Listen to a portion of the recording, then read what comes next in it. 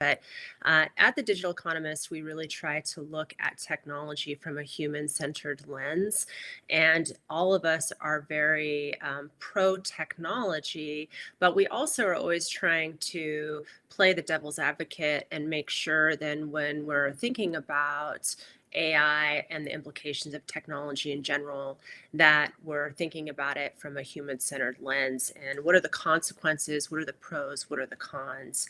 And to be completely transparent about how this particular position paper was born, is we were really trying to figure out what is a way for us to create practical application for thinking about ethics in AI.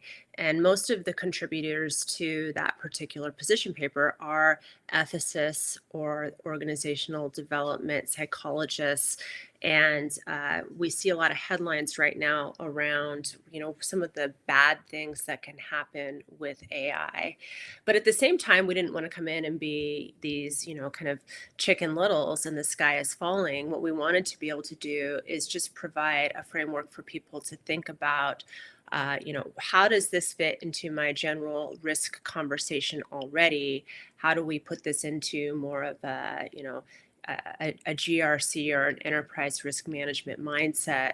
How do we help boards, decision makers, CEOs? It doesn't really matter where you're at in the organization. Think about the pros and the cons of AI. And from my perspective, it was really intended to be a risk tolerance regulator.